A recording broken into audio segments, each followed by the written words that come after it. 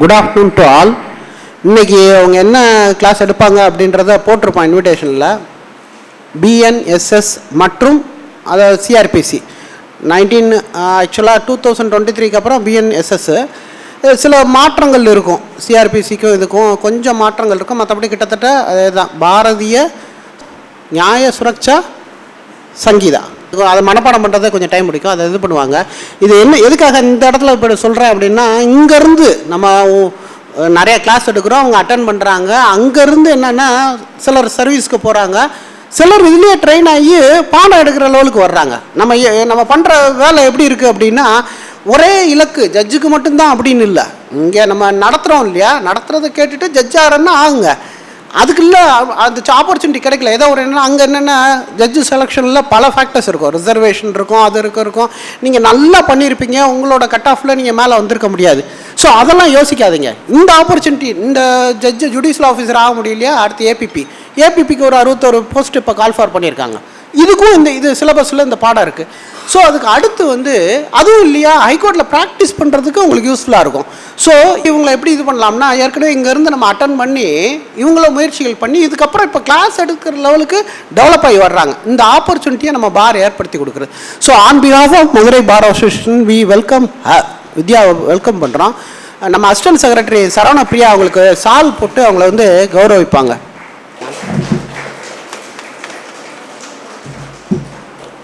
Thank you sir. Thank you for the introduction.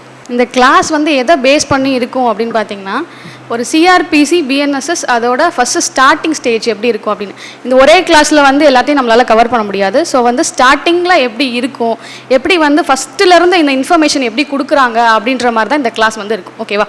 இப்போ நீங்கள் எனக்கு ஒரு சின்ன ஹெல்ப் பண்ணும் எல்லோரும். என்னென்னா, இன்ட்ராக்ட் பண்ணிங்கன்னா எனக்கு ரொம்ப யூஸ்ஃபுல்லாக இருக்கும். உங்களுக்கு புரியுதா இல்லையா அப்படின்றது எனக்கு தெரியும். ஓகேவா? இது இன்ட்ராக்டிவ் செஷனாக இருந்தது தான் ரொம்ப சந்தோஷமாக இருக்கும். ஸ்டார்ட் பண்ணலாமா? What is the stages of criminal trial? ஒரு கிரிமினல் ட்ரையல் எங்கேருந்து ஸ்டார்ட் ஆகும்னு யாராவது சொல்கிறீங்களா? எங்கேருந்து ஸ்டார்ட் ஆகும் கிரிமினல் ட்ரையல்? கம்ப்ளைண்ட் வேறு, ட்ரையல் இல்லை. அதாவது எப்படின்னா, ஸ்டேஜ் எங்கேருந்து ஸ்டார்ட் ஆகும்? எடுத்தோடனே ட்ரையலுக்கு போக முடியுமா? அதுக்கு முன்னாடி என்ன இருக்குது? எஃப்ஐஆர். அதுக்கு முன்னாடி அக்கரன்ஸ் நடந்தால் தான் எஃப்ஐஆர் போட முடியும். ஓகேவா? ஃபஸ்ட்டு எழுதிக்கோங்க அக்கரன்ஸ்க்கு அப்புறம் என்ன ஆகும்? கம்ப்ளைண்ட்னு சொல்லக்கூடாது, இன்ஃபர்மேஷன். கம்ப்ளைண்ட்ன்றது என்ன அப்படின்னா, 2D CRPC படி கம்ப்ளைண்ட் யார்கிட்ட கொடுக்கணும்னா மேஜிஸ்ட்ரேட் கிட்ட கொடுக்கணும். ஓகேவா? அதுக்கு பேர் இன்ஃபர்மேஷன். அதுதான் ஃபஸ்ட்டு இன்ஃபர்மேஷன் ரிப்போர்ட். 154 இப்போ என்ன இருக்குது? 173 ஆஃப் BNSS படி இன்ஃபர்மேஷன் அப்படின்னு இருக்கும். Information us to cognisable offences. ஓகேவா? காக்னிசபிள் அஃபென்ஸ்னா என்ன, காக்னிசபிள் கேஸ்னா என்ன? What is cognisable offence? Arrest without warrant. அது எங்கே டிஃபைன் ஆயிருக்குன்னு கொஞ்சம் சொல்கிறீங்களா? எங்கே டிஃபைன் ஆயிருக்கு? இதெல்லாம் எதுக்கு சொல்கிறேன்னா, இதுதான் உங்கள் எக்ஸாமுக்கு வரும். ஒரு சின்ன டெஃபினிஷன் கிளாஸ்லேருந்து ஒரு மார்க் உங்களுக்கு வருது அப்படின்னா, அது டெஃபினிஷன் கிளாஸ் தெரிலனா அவ்வளோதான், அந்த மார்க் போயிடும். ஓகேவா? ஸோ 2 எங்கே இருக்குது? டெஃபினிஷன் கிளாஸ் ஆக்சுவலாக எங்கே இருக்கும்? ஃபஸ்ட்டு செக்ஷன் 2 காக்னிசபிள் அஃபென்ஸ் அப்படின்னா பாருங்கள் என்ன இருக்குது. 2ல் C. உங்கள்கிட்ட இப்போ பேரக்ட் இல்லைன்னா PDF-ஆக டவுன்லோட் பண்ணிக்கோங்க, அது ரொம்ப யூஸ்ஃபுல்லாக இருக்கும். ஓகேவா?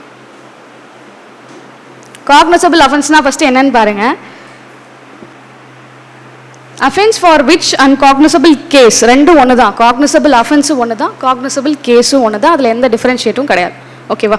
அதில் police officer May in accordance with the first schedule. First அது முக்கியம். அரெஸ்ட் வித்தவுட் வாரண்ட்ன்றது ரெண்டாவது. ஃபஸ்ட்டு என்ன முக்கியம்னா, எதெல்லாம் cognizable, non cognizable, triable by the court of session or triable by the court of magistrate அப்படின்னு எங்கே கொடுத்துருக்காங்க அப்படின்னு பார்த்தீங்கன்னா, ஃபஸ்ட்டு ஷெட்யூலில். ஓகேவா? ஃபஸ்ட்டு ஷெட்யூலில் தான் அது இருக்கும். இப்போ உங்களுக்கு ஒரு டவுட் வருது, இந்த மாதிரி இந்த ஒரு அஃபென்ஸ் நடக்குது, இந்த அஃபென்ஸ் நம்ம போய் எப்படி ட்ரைபல் பை ஹூம் அப்படின்னு நம்ம தெரிஞ்சுக்கணும் அப்படின்னா, நீங்கள் என்ன பண்ணணும்னா, ஃபஸ்ட்டு ஷெட்யூலில் போய் பின்னாடி பார்த்தீங்கன்னா அந்த அஃபென்ஸ் இருக்கும். எங்கள் CRPC புக்கில் பின்னாடி ஷெட்யூலில் இருக்கும். அப்போது ஷெட்யூலில் எதெல்லாம் காக்னிசபிள் அஃபென்ஸ்ன்னு சொல்கிறாங்களோ அதெல்லாம் காக்னிசபிள் அஃபென்ஸ். அதுக்கப்புறம் அரெஸ்ட் வித்தவுட் வாரண்ட். இது ரொம்ப முக்கியம். இதில் அடுத்து எஃப்ஐஆருக்கு அப்புறம் என்ன ஆகும்? இன்வெஸ்டிகேஷன் கமெண்ட்ஸ் ஆகும். ஓகேவா? இன்வெஸ்டிகேஷன் கமெண்ட்ஸ் ஆகும். Next charge sheet. Investigation complete ஆகும், அதுக்கப்புறம் சார்ஜ் ஷீட் போடுவாங்க. சார்ஜ் ஷீட் செக்ஷன் வந்து 173 சப்கிளாஸ் 2 CRPC அண்ட் இப்போ 193 subclass 2 of BNSS. 173 subclass 2 of CRPC and 193 subclass 2 of BNSS. அதுக்கப்புறம் என்ன பண்ணணும்? Charge framing. எடுத்தோன்னே சார்ஜ் ஃப்ரேம் பண்ணணுமா? சார்ஜ் ஷீட் யார்கிட்ட கொடுக்கணும்? யார்கிட்ட? மேஜிஸ்ட்ரேட். Forward to magistrate. அடுத்தது வந்து நீங்கள் டேரெக்டாக என்ன பண்ணணும்னா சார்ஜ் ஷீட்டை எங்கே கொண்டு போய் கொடுக்கணும்? மேஜிஸ்ட்ரேட் கிட்ட கொடுக்கணும். அதுக்கப்புறம் என்ன பண்ணுவாங்க? காக்னிசன்ஸ். அதுக்கப்புறம் cognisance 190 of CRPC and 210 of BNSS cognizance. அடுத்து டக்குன்னு இன்டராக்ட் பண்ணிங்கன்னா அடுத்தடுத்து ஈஸியாக போகலாம். அடுத்து என்ன ஆகும்? சம்மன்ஸ். Issue of summons. இதுக்கெல்லாம் செக்ஷன் வந்து நான் உங்களுக்கு அடுத்தடுத்து சொல்லுவேன். ஓகேவா? அடுத்து appearance. Next charge framing. Copies 207 copies கொடுக்கணும். அடுத்து கொஷனிங் கிடையாது. அது கொஷனிங் கிடையாது. அப்படி கொஷனிங் சொல்லக்கூடாது. என்ன சொல்லணும்? 313 கொஷனிங் எங்கேயாவது இருக்கா? என்ன இருக்கு? எக்ஸாமினேஷன் ஆஃப் தி அக்யூஸ்ட் அப்படின்னு இருக்கும். இந்த டேர்ம் கொஷனிங் அப்படின்றது நம்ம ப்ராக்டிஸில் யூஸ் பண்ணுறது. ஓகேவா? எக்ஸாமினேஷன் ஆஃப் தி அக்யூஸ்ட் தான் கரெக்டு. நெக்ஸ்ட்டு ட்ரையல் எப்போ ஸ்டார்ட் ஆகும்? அடுத்து என்னது? டிஸ்சார்ஜ். சார்ஜ் ஃப்ரேமிங்க்கு முன்னாடி டிஸ்சார்ஜ், அதுக்கப்புறம் சார்ஜ் ஃப்ரேமிங். சார் அப்பியரன்ஸ் காட்டியாச்சு, டவுட்டில் இருக்கீங்கன்னு நினைக்கிறேன். அப்பியரன்ஸ் கொடுத்தாச்சு, அதுக்கப்புறம் காப்பீஸ் ஃபர்னிஷ் பண்ணியாச்சு. அப்புறம் என்ன பண்ணணும்? கொஷனிங், அப்புறம் டிஸ்சார்ஜ். ஓகேவா? அடுத்து சார்ஜ் ஃப்ரேமிங். அடுத்து சார்ஜ் என்ன பண்ணுவாங்க? ரீட் அண்ட் எக்ஸ்பிளைன் பண்ணுவாங்களா? லோயர் கோர்ட்ஸில் பார்த்துருக்கீங்களா? இந்த அஃபென்ஸ் பண்ணியிருக்கீங்க, இதுக்கு நீங்கள் என்ன சொல்கிறீங்க அப்படின்னு, பொய் வழக்கு அப்படின்னு சொல்லுவாங்கல்ல அது. அடுத்து witness examination. 3 types of examination இருக்குது. என்னது? Chief, cross and re examination 138 of Indian evidence act. அடுத்து ஆர்கியூமெண்ட்ஸ். அடுத்து power to examine the accused. Accused side evidence எடுப்பாங்க. ஓகேவா? இங்கே வந்து அக்யூஸ்டையும் எக்ஸாமின் பண்ணலாம். 315 படி, 315 CR படி, பிசி படி power to examine the accused. அக்யூஸ்டையும் எக்ஸாமின் பண்ணலாம். அதுக்கப்புறம் டிஃபென்ஸ் சைடு எவிடன்ஸ் எடுப்பாங்க. அதுக்கப்புறம் என்னது? ஆர்கியூமெண்ட்ஸ் வரும். அடுத்து ஜட்ஜ்மெண்ட். ஓகேவா? இதுதான் ஓவராலாக ஒரு கிரிமினல் ட்ரையல் வந்து எப்படி ஸ்டார்ட் ஆகுன்னு இருக்கும். 313 படி நீங்கள் வாசிச்சு பார்த்தீங்கன்னா அது 3 ஸ்டேஜில் கேட்பாங்க. இது வந்து சென்டென்ஸை வந்து கொஷின் பண்ணலாம். இப்போ நான் வந்து உங்களுக்கு ஒரு சென்டென்ஸ் கொடுக்குறேன் அப்படின்னு வச்சுக்கோங்களேன், லைக் லைஃப் ஆர் டெத் கொடுக்குறேன்னா இதை வந்து நீங்கள் என்ன நினைக்கிறீங்க அப்படின்னு கேட்குறது. 3 ஸ்டேஜஸில் 313 வரும். இதெல்லாம் வந்து ஓவரால் ஒரு வியூ இப்படி தான் இருக்கும் இதுன்னு. ஓகேவா? அடுத்து எஃப்ஐஆருக்கு போகலாம். ஃபஸ்ட்டு எஃப்ஐஆர் எங்கே இருக்குது? ஃபஸ்ட்டு இன்ஃபர்மேஷன் ரிப்போர்ட் அப்படின்னு எங்கேயாவது டிஃபைன் ஆயிருக்கா சிஆர்பிசியில்? அல்லது இப்போ இருக்க பிஎன்எஸ்எஸ்ல எங்கேயாவது டிஃபைன் ஆயிருக்கா? What is FIR? டிஃபைன் ஆயிருக்கா? அந்த வேர்டு இருக்கா? ஃபஸ்ட்டு 154ல் அந்த வேர்டு எங்கேயுமே இருக்காது. ஃபஸ்ட்டு இன்ஃபர்மேஷன் ரிப்போர்ட் அப்படின்னு சொல்லிட்டு. ஓகேவா? இப்போ 154 அப்படின்னு பார்த்தீங்கன்னா இப்போ வந்து 173 இருக்குது. Information in cognizable cases. Cognizable கேசஸ்னால் என்ன நம்ம வந்து முன்னாடியே பார்த்துட்டோம். இப்போ ஃபஸ்ட்டு இன்ஃபர்மேஷன் யார்கிட்ட போய் கொடுக்கணும்? Every information relating to commission of cognizable offence is given orally into an officer in charge of the police station. ஓகேவா? அங்கே ஸ்டேஷன் ஹவுஸ் ஆஃபீஸர் அப்படின்னு சொல்லுவாங்க. இன்னொன்று வந்து officer in charge of the police station யார் இருக்காங்க? யாருன்னா இன்ஸ்பெக்டர். அதுக்கப்புறம் அவங்க இல்லைன்னா எஸ்ஐ. அவங்க கிட்ட போய் என்ன பண்ணணும்? ஃபஸ்ட்டு ஓரலாக கொடுக்கணும். அதுக்கப்புறம் அவங்க வந்து ரெடியூஸ்ட் இன் டு ரைட்டிங் எழுதுவாங்க. அதுக்கப்புறம் என்ன பண்ணுவாங்க? Read and explained to the அந்த இன்ஃபார்மண்ட். ஓகேவா? அடுத்து அவங்க கிட்ட இருந்து சைன் வாங்குவாங்க. இதெல்லாம் நார்மலாக எப்பயும் நடக்கிறது தான். 0 எஃப்ஐஆர் கேள்விப்பட்டிருக்கீங்களா? 0 எஃப்ஐஆர்னா என்ன? No jurisdiction. இப்போ அதை எங்கேருந்து கொண்டு வந்திருக்காங்கன்னு தெரியுமா? எங்கே இருந்துச்சு? What is the origin of 0 FIR? எழுதிக்கோங்க. சத்வீந்தர் கவுர் அப்படின்னு சொல்லிட்டு ஒரு கேஸ் இருக்குது. அங்கேருந்து தான் 0 எஃப்ஐஆர் அப்படின்றது ஆரிஜின் ஆகுது. 1999 சத்வீந்தர் கவுர் கேஸ். சத்வீந்தர் கவுர். அதுக்கப்புறமா 2012 ஒரு முக்கியமான ஒரு கேஸ் நடக்குது. என்ன கேஸு? நிர்பயா. அந்த கேஸ் வந்ததுக்கப்புறம் ஜஸ்டிஸ் வர்மா கமிட்டி அப்படின்னு ஒன்று ஃபார்ம் பண்ணுறாங்க. அவங்க தான் சொல்கிறாங்க இந்த 0 எஃப்ஐஆரை வந்து நீங்கள் கொண்டு வாங்க அப்படின்னு சொல்லிட்டு. ஓகேவா? அதுதான் இங்கே வந்து என்ன பண்ணியிருக்காங்க அப்படின்னா BNSSல 173ல் irrespective ஆஃப் ஏரியா 0 எஃப்ஐஆர் அப்படின்றது எங்கே அஃபென்ஸ் நடக்குதோ நீங்கள் அந்த ஜூரிஸ்டிக்ஷன் போலீஸ்கிட்டே கொண்டு போய் கொடுக்கறது தான் 0 எஃப்ஐஆர். ஓகேவா? irrespective ஆஃப் தி ஜூரிஸ்டிக்ஷன் அப்படின்னு ஒரு வார்த்தை இருக்கும். BNSSல பார்த்தீங்கன்னா உங்களுக்கு தெரியும், ஃபஸ்ட்டு சப்செக்ஷனில் இருக்குது. இப்போ 173ல் புதுசாக என்ன ஆட் பண்ணியிருக்காங்கன்னு பார்த்தீங்கன்னா கீழே பாருங்கள், Class 1, Class 2 இருக்கும். By electronic communication, it shall be taken on record by him on being signed within 3 days by person giving it. ஒரு இன்ஃபர்மேஷனை நீங்கள் எப்படி கொடுக்கலாம்னா எலக்ட்ரானிக் கம்யூனிகேஷன் மூலியமாக கொடுக்கலாம். அந்த எலக்ட்ரானிக் கம்யூனிகேஷனை 3 நாளைக்குள்ளே அவர் வந்து சைன் பண்ணியிருக்கணும். சைன் பண்ணலைன்னா என்ன ஆகும்னு எங்கேயுமே சொல்லலை. ஓகேவா? டிவைஸ் எப்படி நீங்கள் வந்து ஆன்லைனில் எஃப்ஐஆர் ஒன்று ஃபைல் பண்ணுறீங்க அப்படின்னா நீங்கள் எப்படி என்ன பண்ணணும்னா வந்து 3 டேஸ்க்குள்ளே நீங்கள் சைன் பண்ணணும் அப்படின்னு சொல்கிறாங்க. அப்படி பண்ணலைன்னா என்ன ஆகுன்றது இப்போ வரைக்கும் எதுவுமே எடுத்துகிட்டு வரல. அதுக்கு மேபி கேஸ் லாஸ் ஏதாவது வரலாம். அடுத்து இதில் என்ன புதுசாக கொண்டு வந்திருக்காங்க அப்படின்னு பார்த்தீங்கன்னா சப்செக்ஷன் 2ல் the copy of information recorded under subsection 1 shall be given forthwith free of cost to informant முதல் இருந்தது. இப்போ வந்து or the victim அப்படின்னு சொல்லியிருக்கு. ஓகேவா? இன்ஃபார்மண்ட் ஆர் தி விக்டிம் அப்படின்னு சொல்லியிருக்கு. இப்போ விக்டிம்க்கு காப்பீஸ் கொடுப்பீங்களா இல்லை இன்ஃபார்மண்ட்டுக்கு காப்பீஸ் கொடுப்பீங்களா? இன்ஃபார்மண்ட்டுக்கு கொடுக்கணும். இங்கே கொடுக்கக்கூடாதுன்னு எதுவும் கிடையாது. ஒரு ஆளுக்கு கொடுக்கணும்னா நீங்கள் இன்ஃபார்மண்ட்டுக்கு கொடுக்கலாம். எங்கே விக்டிம்க்கு கொடுப்பீங்க?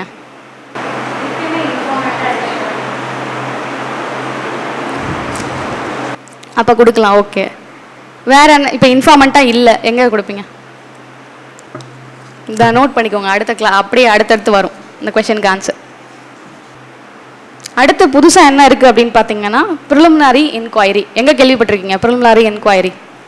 எந்த கேஸ்லால் ப்ரிலிமினரி என்கொயரி கண்டக்ட் பண்ணலாம் அப்படின்னு இருக்கு? லலிதா குமாரி கேஸ். அதில் ஒரு 5 டேர்ம் சொல்லியிருப்பாங்க. என்னென்ன டேர்ம்னு சொல்ல முடியுமா? எழுதிவாங்க. மேட்ரிமோனியல் டிஸ்பியூட், இதெல்லாம் எக்ஸாமில் வரும். ஓகேவா? Matrimonial dispute, medical negligence, corruption cases, commercial offenses, cases of abnormal delay in reporting. எந்தெந்த கேஸில் அப்நார்மல் டிலே இருக்கும்? மேட்ரிமோனியல் டிஸ்பியூட், மெடிக்கல் நெக்லிஜென்ஸ், இதை நீங்கள் ஆன்லைனில் போட்டாலே வரும். Corruption cases, commercial offence, cases of abnormal delay in reporting. எதில் வரும்? எப்போல்லாம் அப்நார்மல் டிலே இருக்கும்? இப்போ ஆக்சுவலாக ஒரு எஃப்ஐஆரில் அந்த டைம் பார்ப்பாங்க, மேலே இருக்கும் பார்த்தீங்களா, அந்த டைம் பார்ப்பாங்க. 1 நாள் டிலே, 2 நாள் டிலேவா, அது வந்து ஒரு பெரிய டிஃபென்ஸாக எடுத்துகிட்டு வருவாங்க. இதை வந்து ரெஜிஸ்டர் பண்ணுறதுலே டிலே இருக்குது அப்படின்னு சொல்லி ஒரு டிஃபென்ஸாக எடுப்பாங்க. ஓகேவா? எப்போல்லாம் அப்நார்மல் டிலே இருக்கலாம் ஒரு ரிப்போர்ட் பண்ணுறதுக்கு?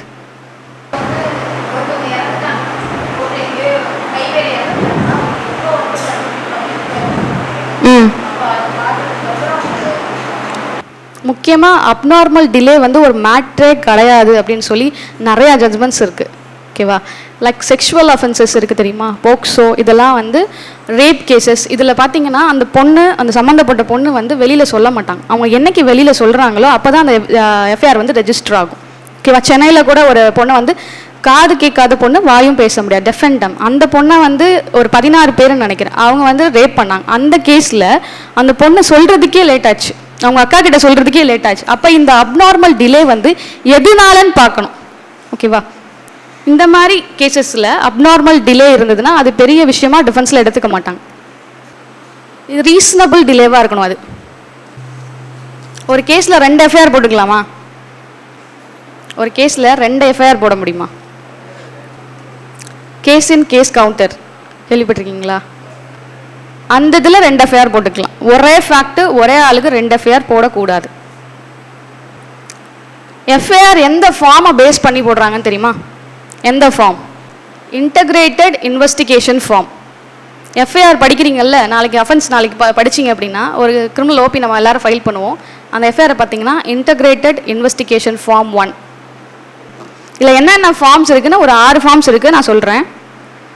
சரியா? 1 வந்து ஃபர்ஸ்ட் இன்ஃபர்மேஷன் ரிப்போர்ட், 2 வந்து investigation notes like case diary அப்படின்னு சொல்கிறாங்க. Case diary. IIF2 case diary. 3 வந்து அரெஸ்ட் ஆர் சரண்டர் அல்லது கஸ்டடி மெமோ. அரெஸ்ட் மெமோ கேள்விப்பட்டிருப்பீங்கல்ல, அது வந்து ஃபார்ம் 3. மகசர் கேள்விப்பட்டிருக்கீங்கல்ல, அது 4. Search and Caesar memo. 5 வந்து சார்ஜ் ஷீட். இது எல்லாமே இன்டகிரேட்டட் இன்வெஸ்டிகேஷன் ஃபார்ம் அப்படின்னு சொல்லி உங்களோட எஃப்ஐஆர்லேயே மேலே இருக்கும். எத்தனை பேர் நோட் பண்ணியிருக்கீங்கன்னு எனக்கு தெரியல. 6 வந்து க்ளோஷர் ரிப்போர்ட். சரி, what is case diary and what is general diary?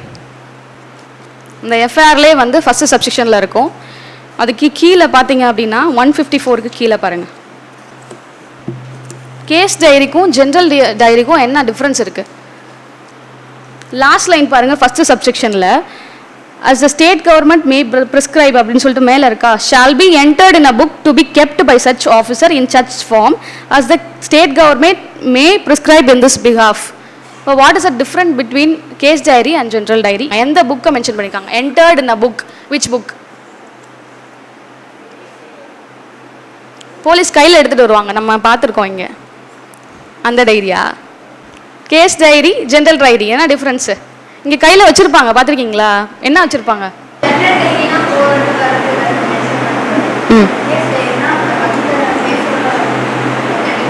Correct. ஆனால் எக்ஸாக்டாக என்னென்னு பார்த்தீங்கன்னா, ஜென்ரல் டைரி அப்படின்றது எல்லாத்தையுமே வந்து அன்னைக்கு யார் வராங்க, என்ன இன்ஃபர்மேஷன் கொடுக்குறாங்க அப்படின்னு சொல்லி எழுதுறது தான் ஜென்ரல் டைரி. அதில் முக்கியமாக காக்னிசபிள் அஃபென்ஸை பற்றி நிறையா இருக்கும். ஓகேவா? இதுதான் ஜென்ரல் டைரி. கேஸ் டைரின்றது வந்து ஒவ்வொரு கேஸுக்கும் ஒவ்வொரு டைரி வச்சுருப்பாங்க. கையில் பார்த்தீங்கன்னா இனிமேல் பாருங்கள், அங்கே இருக்க வரவங்க ஐஓஸ் எல்லாருமே மேலே வந்து கேஸ் டைரி அப்படின்னா எழுதியிருக்கும். அந்த கேஸை பற்றின இன்ஃபர்மேஷன் அவங்க கலெக்ட் பண்ணுற எல்லாமே இருக்கும். கலெக்ஷன் ஆஃப் எவிடன்ஸ் அப்படின்னு சொல்லுவாங்கள்ல, எல்லாமே அதுக்குள்ளே இருக்கும். அது வந்து கேஸ் டைரி. இப்போ நீங்கள் வந்தோடனே ஒரு இன்ஃபர்மேஷன் கொடுக்குறீங்கன்னா, அது எதில் போய் நீங்கள் வந்து பதிவு பண்ணணும் அப்படின்னு பார்த்தீங்கன்னா, ஃபஸ்ட்டு எடுத்தோடனே எஃப்ஐஆர் போடுறதுக்கு முன்னாடி ஜென்ரல் டைரியில் நோட் பண்ணணும். புரிஞ்சுச்சா? இப்போ ரீசன்ட் கேஸில் ஒன்று கொடுத்துருக்காங்க. என்னென்னா, நம்ம ஹைகோர்ட்டில் ஜஸ்டிஸ் புகழேந்தி கொடுத்தது Abdul Kadar and others versus commissioner of police. Last month கொடுத்தது Abdul Kadar and others versus commissioner of police, Tirunelveli and others. ஓகேவா? இது அப்துல் காதர்னு போட்டிங்கனாலே வந்துடும். இதில் ஒரு வார்த்தை வந்து சொல்லியிருப்பாங்க ஜஸ்டிஸ், கரண்ட் பேப்பர் என்கொயரி. இது லாஸ்ட் மந்த் வந்தது. What is current paper enquiry? Current paper என்கொயரினா என்ன? இந்த கேஸோட க்ரக்ஸ் என்னன்னா, police not to interfere in civil cases. இப்போ நிறையா பார்க்குறீங்களா பேப்பர்ஸில், போலீஸ் வந்து என்ன பண்ணக்கூடாது, சிவில் நேச்சரில் இருக்கக்கூடிய கேஸில் இன்டர்ஃபியர் ஆகக்கூடாது. இந்த கேஸ் வந்து எதை சொல்லியிருப்பாங்க அப்படின்னு பார்த்தீங்கன்னா, 2008லேயே வந்து ஒரு ஜீவோ வந்து பாஸ் பண்ணியிருக்காங்க. ஓகேவா? போலீஸ் சைடில் இருந்து ஜீவோ வந்து அதில் பாஸ் பண்ணியிருப்பாங்க. அதில் என்ன சொல்கிறாங்க அப்படின்னா, இது வந்து சர்க்குலர் மணி லேண்ட் மேட்டரில் prima facie case cognizable offence இருக்கான்னு பார்க்கணும் அப்படின்னு சொல்கிறாங்க. ஓகேவா? மணி அண்ட் லேண்ட் மேட்டருக்குள்ளே prima facie cognizable offence documents evidence இருந்தால் கேஸை வந்து ரெஜிஸ்டர் பண்ணுங்க. அப்படி இல்லை அப்படின்னா என்ன பண்ணக்கூடாது, எஃப்ஐஆர் போடக்கூடாது, இன்வெஸ்டிகேஷனில் வந்து நீங்கள் இன்டர்ஃபியர் ஆகக்கூடாது. இது ஃபஸ்ட் பாயிண்ட்டு. ஒரு வேளை உங்களுக்கு தெரியுது, பார்த்தோன்னே தெரிஞ்சிட்டா பிரச்சனை இல்லை, தெரியலை, அந்த ஃபேஸ் ஆஃப் தி ரெக்கார்டில் சிவிலா கிரிமினலா அப்படின்னு தெரியல, அப்போ என்ன பண்ணலாம்? இப்போ போலீஸ் என்ன பண்ணுறாங்கன்னா, ப்ரிலிமினரி இன்கொயரியை கண்டக்ட் பண்ண சொல்கிறாங்க. இப்போ இந்த 173ல் BNSSல ப்ரிலிமினரி இன்கொயரி அப்படின்ற வார்த்தை இன்சர்ட் பண்ணியிருக்காங்களா? அப்போ ஃபஸ்ட்டு லலிதகுமாரி கேஸில் வந்து ஒரு 5 டேர்ம் சொல்லியிருப்பாங்கன்னு நான் சொன்னேன். இப்போ இருக்கிறதுல என்ன சொல்கிறாங்க அப்படின்னு பாருங்கள்.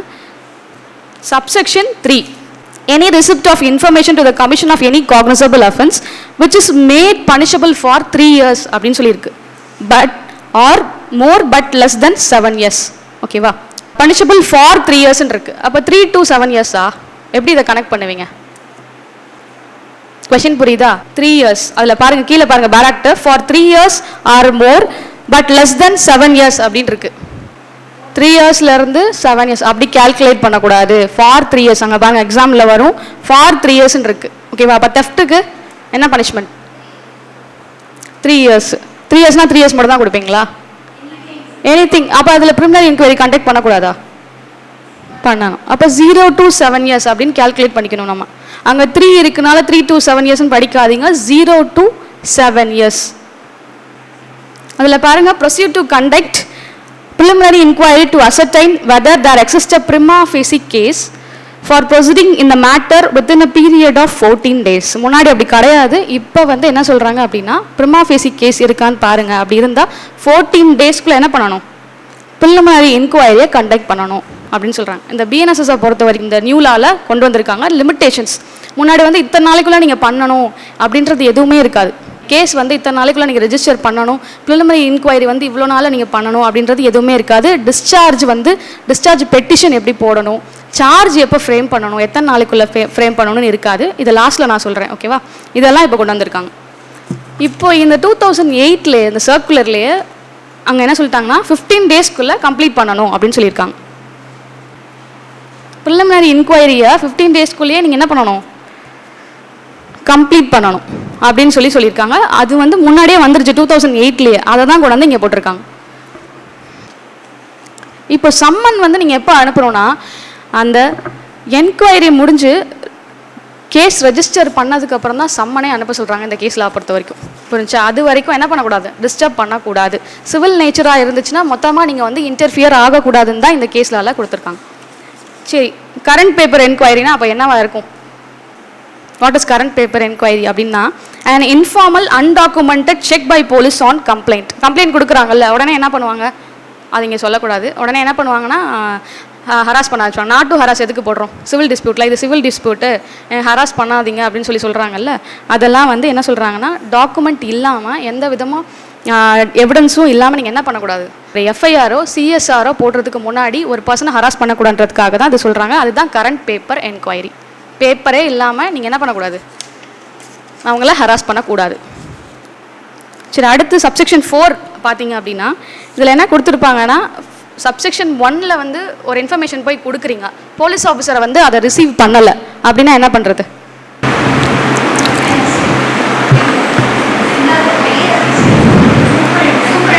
சூப்பரண்டுக்கு என்ன பண்ணணும், ரெஜிஸ்டர் போஸ்ட் அனுப்பணும். அதுக்கப்புறம் அப்போவும் ஆக்ஷன் எடுக்கல, இல்லை. சக்ரிவாசுன்னு ஒரு கேஸ் வந்துச்சு, அதுலேயே சொல்லிட்டாங்க, எடுத்தோன்னே நீங்கள் ரிட்டுக்கு வராதிங்க அப்படின்னு சொல்லிட்டு. மொதல் என்ன பண்ணணும்னா 154(1), அதாவது இப்போ 173(1)ல் என்ன பண்ணணும், இன்ஃபர்மேஷன் கொடுங்க. கேட்கலையா, 154(3)க்கு வாங்க. அது என்னது, சூப்பரண்டுக்கு போஸ்டில் அனுப்பணும், ரெஜிஸ்டர்ட் போஸ்ட், ஓகேவா? இப்போ வந்து 173(4)ல் அது இருக்குது. அவர் என்ன பண்ணலாம் அப்படின்னா, அதை வாங்கிட்டு அவரே இன்வெஸ்டிகேஷன் பண்ணலாம். அப்படி இல்லைன்னா direct and investigation to be made by any police officer subordinate to him, ஓகேவா? இந்த கேஸ்லாம் நம்ம பார்த்தோம்ல, அந்த அப்துல் காதர் கேஸ்லையுமே வந்து ஜஸ்டிஸ் சொல்லியிருப்பாங்க, ஒரு கம்ப்ளைண்ட் வந்து உங்கள் போஸ்ட்டில் வருதுன்னா அதை நீங்கள் என்னென்னு பாருங்கள், நீங்கள் வந்து போஸ்ட்மேன் ஒர்க் பண்ணாதீங்க. அந்த கம்ப்ளைண்ட்டை எடுத்துகிட்டு அப்படியே போய் என்ன பண்ணுறீங்க, உங்கள் வந்து லோயர் ஆஃபீஸர்ஸ் கிட்ட நீங்கள் கொடுத்துறீங்க. அப்படி பண்ணாதீங்க, நீங்கள் எடுத்து அதை என்னன்னு பாருங்கள், பார்த்துட்டு யாருக்கு ஃபார்வர்ட் பண்ணணும், அதில் என்ன க்ரக்ஸ் இருக்குன்றதை பார்க்க சொல்கிறான்.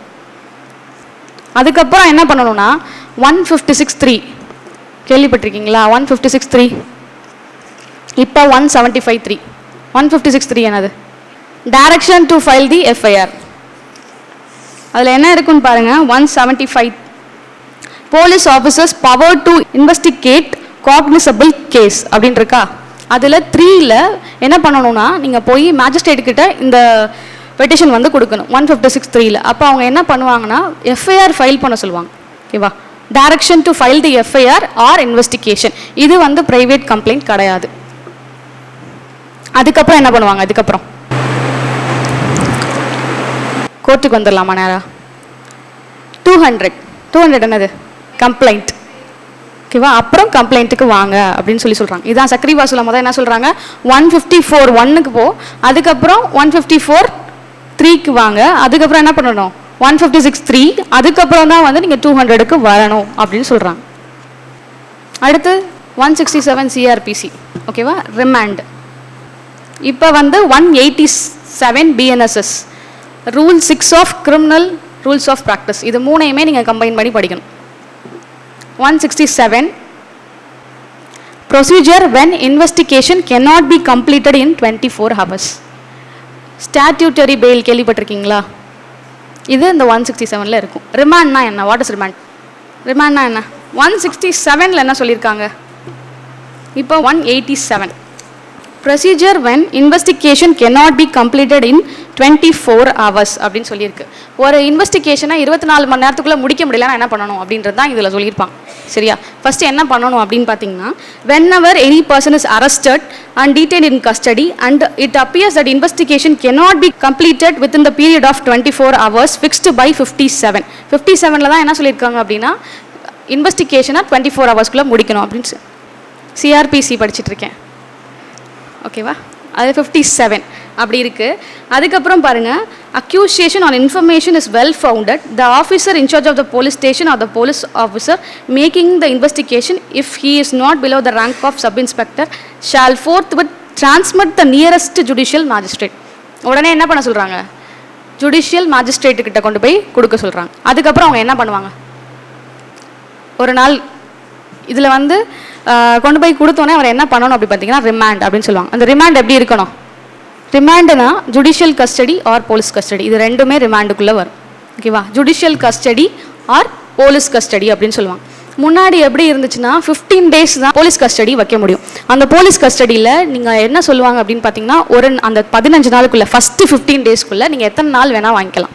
ஒரு நாள் வாங்கிக்கலாம், இல்லை ஒரு நாள் விட்டு ஒரு நாள் வாங்கிக்கலாம். ஒவ்வொரு தடவையும் நீங்கள் என்ன பண்ணணும்னா மேஜிஸ்ட்ரேட் கிட்ட சொல்லி அதுக்கப்புறம் அவங்க ஆர்டர் போட்டு பிறகு தான் வாங்க முடியும். இது வந்து முன்னாடி சொல்லியிருப்பாங்க. அதுக்கப்புறம் பாருங்கள், இப்போ ஸ்டாட்யூட்டரி பெயில் அப்படின்னா என்ன? 90 days 60 daysன்னு சொல்லியிருக்கோம். இப்போ 60 days 90 daysன்னு எதுக்குன்னு பாருங்கள். 90 days அப்படின்றது where the investigation relates to an offense punishable with death, imprisonment for life or imprisonment for a term not less than 10 years அப்படின்னு இருக்கு. அதை எதை குறிக்கிறாங்க? அப்போ எதை குறிக்கிறாங்க? 90 days அப்படின்னா என்னது? where the investigation relates to an offense punishable with death, imprisonment for life or imprisonment for a term of not less than 10 years. 10 yearsக்கு மேலே இருக்குது டெத் ஆர் லைஃப். ஒரு கொஷின், இதில் மர்டருக்கு என்ன பனிஷ்மெண்ட் கொடுப்பீங்க? இப்போ ஒரு செஷன்ஸ் ஜட்ஜாக இருக்கீங்க, என்ன பனிஷ்மெண்ட் கொடுப்பீங்க? ஒரு மர்டர் நடக்குது, அப் டு டெத் வரை கொடுக்கலாம். எவ்வளோ கொடுப்பீங்க? டெத்துனா டெத்து தானே, எப்படி இறந்துருக்காங்க அப்படின்னு பார்ப்பீங்களா? ஒரு 40 குத்து குத்துனாங்கன்னா டெத்து. ஒரு தடவை குத்தி இறந்துச்சுன்னா அவங்களுக்கு ஏற்ற மாதிரி கொடுத்துக்குவீங்களா?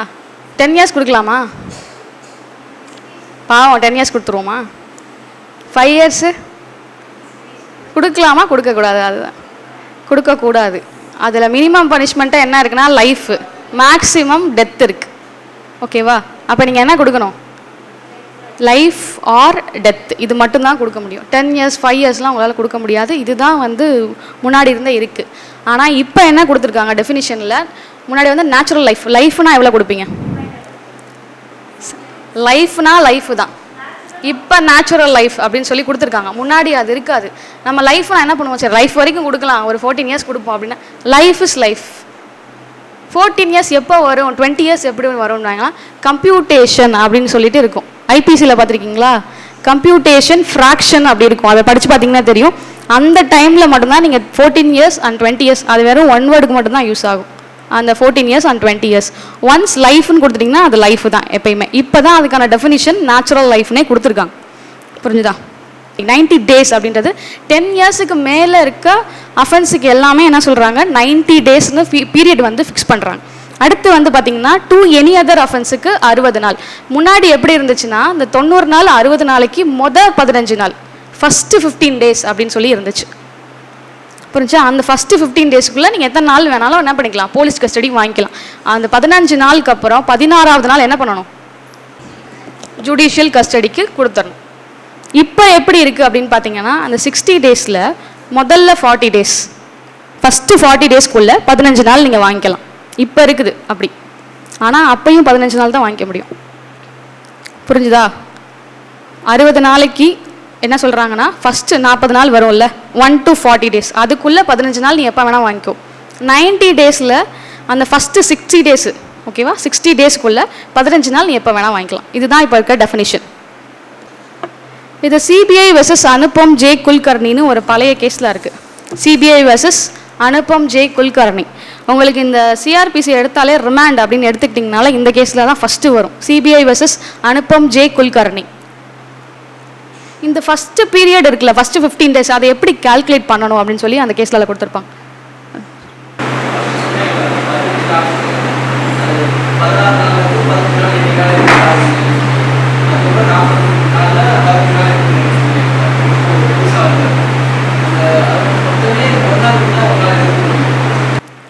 சார் ஒரு 15 days மொத்தமாக எடுத்துக்கலாம், ஒரு நாள் விட்டும் ஒரு நாள் எடுத்துக்கலாம், இல்லை 15 நாளைக்குள்ளே ஃபஸ்ட் வீக் வாங்குறீங்க, செகண்ட் வீக்கில் 2 days கேப் போட்டு எடுத்துக்கலாம். அப்படி எக்ஸாம்பிள் சொல்கிறேன். வாங்கிக்கலாம். ஏன் யாருக்கு இங்கே இருக்குது வாங்கக்கூடாதுன்னு? கொடுக்க மாட்டாங்கன்றது அது அவங்களோட விஷயம், அது டிஸ்கிரிஷன் ஆஃப் தி கோர்ட். அது எங்கே இருக்குது? சட்டத்தில் எங்கேயுமே இல்லையே. ஃபஸ்ட்டு 15 days நீ எவ்வளோ நாளும் வாங்கிக்கோ, 15 நாளைக்கு வாங்கிக்கலான்னு தான் இருக்குது. ஆக்சுவலாக இதுதான் இப்போ நடக்குது, அது டிஸ்கிரிஷன் ஆஃப் தி கோர்ட்.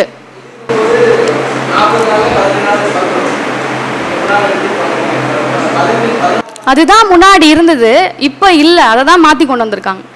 ஓகேங்களா? ஃபஸ்ட்டு 15 daysக்குள்ளே நீங்கள் என்ன பண்ணிக்கலாம்னா 15 நாளும் கொடுக்கலான்னு தான் சட்டம் சொல்லுது. அது டிஸ்கிரிஷன் ஆஃப் தி கோர்ட். நாளைக்கு நீங்கள் மேஜிஸ்ட்ரேட் ஆகுறீங்க, ஒரு நாள் போதும் அப்படின்னு நினச்சா அது உங்களோட டிஸ்கிரிஷன் தானே. கொடுக்காதது ஜட்ஜோட விருப்பம். இப்போ என்ன பண்ணுறாங்கன்னா அந்த 15 days இது பண்ணுறதுக்காக ஃபஸ்ட்டு 40 daysல நீங்கள் 15 நாள் கொடுத்துக்கோ அப்படின்னு சொல்கிறாங்க. அப்போ ஸ்டாட்யூட்டரி பெயில்னா என்னவா இருக்கும் அப்படின்னு பார்த்தீங்கன்னா 60 நாள் 90 நாள்னு சொல்கிறாங்கல்ல, அது பீரியட் முடிஞ்சதுக்கப்புறம் அக்யூஸ்ட் என்ன பண்ணலாம்? அப்ளிகேஷன் போடணும். இந்த மாதிரி எனக்கு 90 days 60 days முடிஞ்சிருச்சு அப்படின்னு சொல்லிட்டு அதுக்கப்புறம் 91st டேவே உங்களுக்கு என்ன பண்ணிடுவாங்க அப்படின்னு பார்த்தீங்கன்னா பெயில் கிராண்ட் பண்ணிடுவோம். இதுதான் ஸ்டாட்யூட்டரி பெயில். இதில் அந்த 15 days எப்படி கால்குலேட் பண்ணுறாங்க அப்படின்னு தெரியும். இதில் பீரியட் ஆஃப் ட்ராவல், ஜேர்னி இதெல்லாம் எக்ஸ்க்ளூட் பண்ணிக்கணும். இதில் கிரிமினல் ரூல்ஸ் ஆஃப் ப்ராக்டிஸில் ரூல் 6ல் இதை பற்றி சொல்லியிருக்காங்க. இப்போ ஒரு அக்யூஸ்டை கூட்டிகிட்டு போகிறாங்கன்னு சொல்லுங்கள்.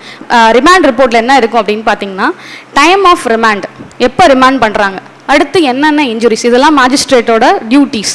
ஃபஸ்ட்டு போய் ப்ரொடியூஸ் பண்ணோன்னா என்ன பண்ணணும், என்னென்னா அடித்தாங்களா என்னன்னு கேட்பாங்க. ஸோ உங்களுக்கு இன்ஜூரிஸ் இருக்கா என்னன்றதை பார்க்கணும். அதுக்கப்புறம் அந்த இன்ஜுரிஸை ரெக்கார்ட் பண்ணிக்கணும். ஓகேவா? ரெக்கார்ட் பண்ணிவிட்டு இந்த ரிமாண்ட் வாரண்ட்லேயும் ரெக்கார்ட் பண்ணிக்கணும். ரிமாண்ட் வாரண்ட்னு ஒன்று போடுவாங்க, அதுலேயும் என்னென்ன இன்ஜுரிஸ் இருக்குது அப்படின்றத ரெக்கார்ட் பண்ணிக்கணும். அடுத்து ரூல் 5 என்ன சொல்கிறாங்கன்னா காப்பீஸ் அவங்களுக்கு கொடுங்க அப்படின்னு சொல்கிறாங்க. கண்டிப்பாக கூட்டிகிட்டு போகணும்.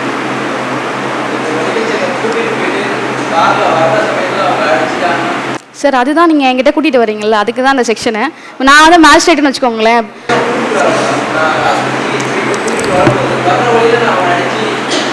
நீங்கள் என்கிட்ட கூட்டிகிட்டு வரீங்களா சார், எனக்கு கண்ணு தெரியாதா மேஜிஸ்ட்ரேட்டுக்கு, இங்கெல்லாம் காயம் இருக்குது அப்படின்னு கேட்க மாட்டோமா நீங்கள்?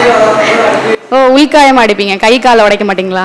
சரி, அப்போ கேட்கணும். சரியா? கேட்டுட்டு அதுக்கு மேலே அக்யூஸ்டோட ஃபேட் நம்ம ஒன்றும் பண்ண முடியாது.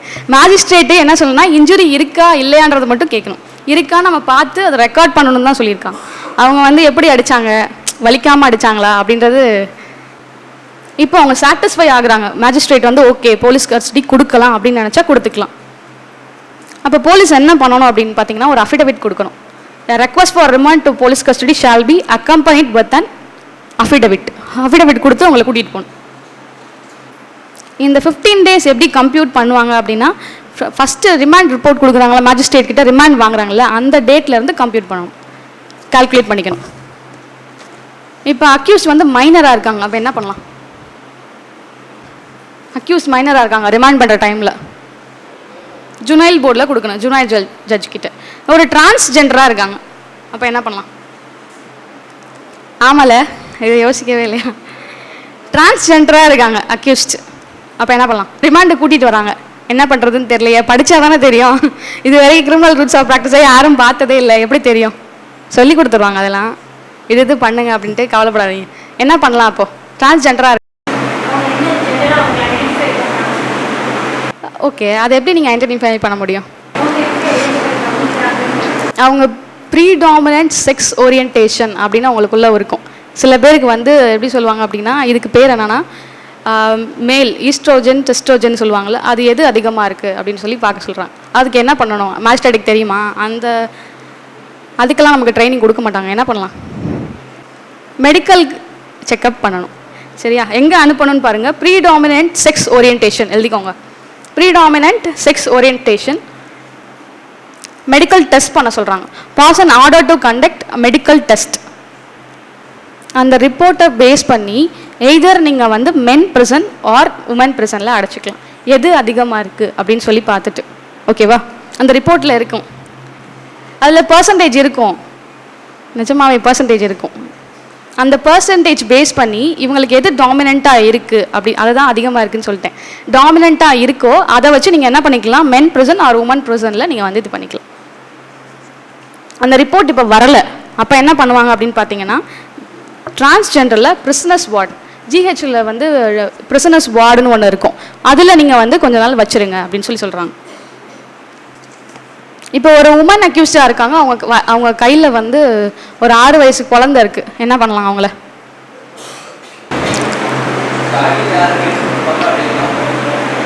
ஹோமில் போட்டுருவாங்களா? சார் கரெக்டாக தான் பேசுகிறீங்க. நியரஸ்ட் ரிலேட்டிவ் யார்கிட்டயாவது கொடுக்க சொல்கிறாங்க.